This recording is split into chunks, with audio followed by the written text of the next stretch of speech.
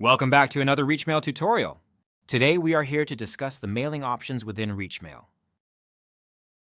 To begin creating your mailing, navigate to the Mailings tab and you will find the new option and select Create New Mailing. This will bring you to the templates.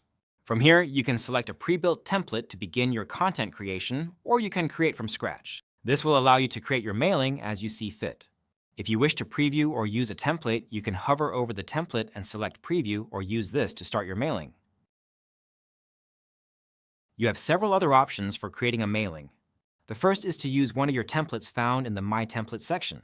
You can use this to duplicate any templates you have already spent the time to create. You also have other options for those that have some coding skills or content created by a designer. The next option is to create a mailing with our advanced editor. This editor requires some coding skills but doesn't require you to type any HTML code. You can also send an email to ReachMail and we will create your mailing using that HTML. Another option is to upload a file if you already have the content generated or a designer that sent you a file. This can be just an HTML or even a zip file that has the HTML along with all the images. Our last option is to create a mailing using a web page.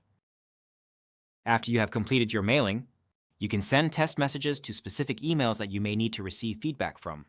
You can get a generated shareable link to send to someone instead of a test email message to get approval. You can select to save this mailing as a template for you to use later. Lastly, you are able to schedule and send your mailing to your list of recipients. From your dashboard, you will spend time creating your mailings in the Mailings tab shown here. Once in the Mailings tab, you will have a filter to search through your mailings by folder, by mailing name, or both. You also have the ability to view your mailings in list or grid form.